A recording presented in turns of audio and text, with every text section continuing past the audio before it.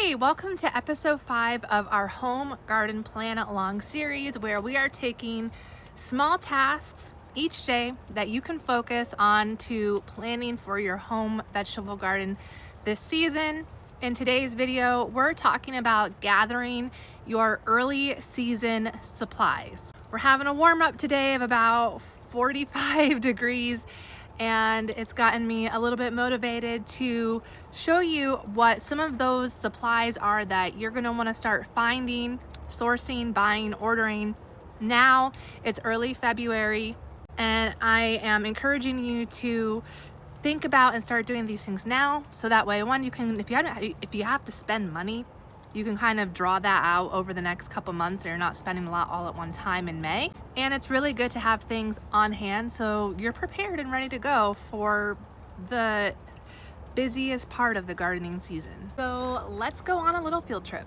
So first thing you need to have is a place to put your home vegetable garden.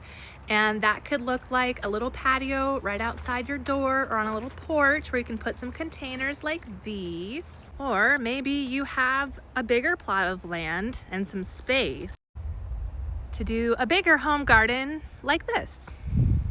Welcome to my greenhouse, where I keep all of my planty gardening materials and supplies.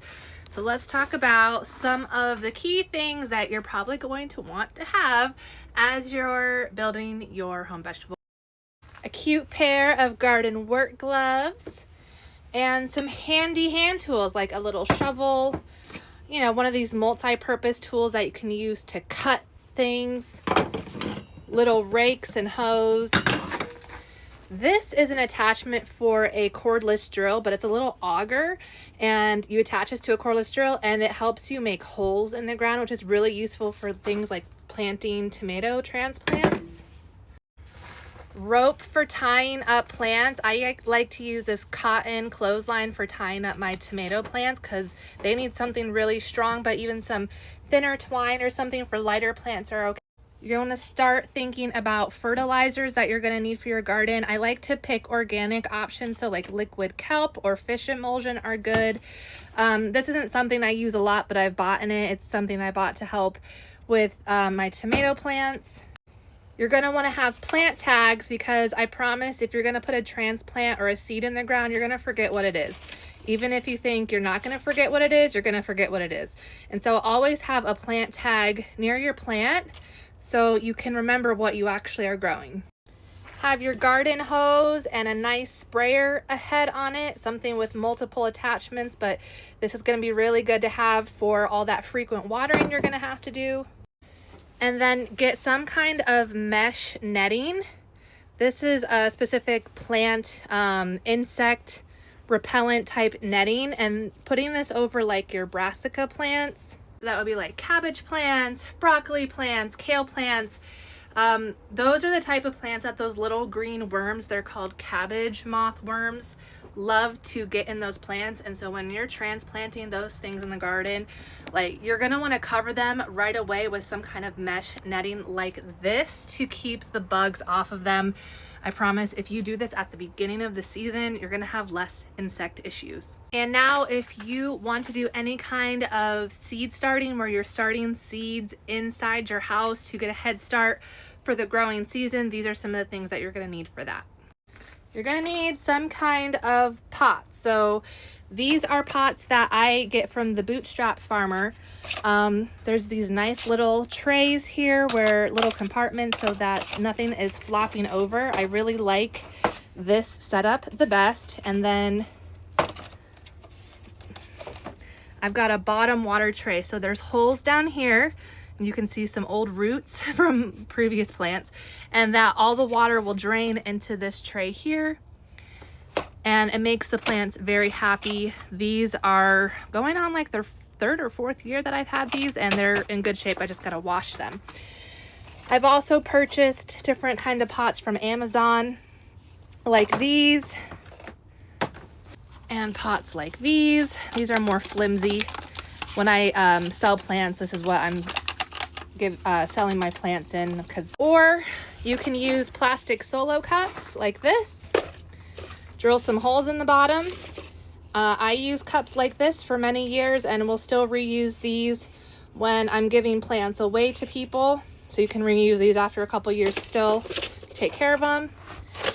I only have these an example of what not to buy. Do not buy these. Do not waste your money on these. These are really hard to start plants in and keep them from dying or drying out or getting too wet. These are really difficult. Do not use these. Do not buy these. Also going to need some kind of potting soil. I do not recommend buying a seed starting mix that is made with peat moss, coconut coir, and vermiculite. This does not have enough nutrition in it to keep your seedlings growing for very long. Your seeds will get started, and then they're quickly gonna peter out, turn yellow, and die. This is a waste of your money. Instead, you're going to want to buy an indoor potting mix. I don't have an example to show you because I haven't purchased any yet this year, but an indoor organic potting mix is going to be just fine to use for your seedlings. Now, if you want to add a little bit of extra drainage to that soil so it's not quite as dense and you want it to be more light, you can add perlite to it. Okay, here's an example of a bag of perlite. Improves drainage and aeration. So I will mix this in with my potting mix. It kind of feels like styrofoam.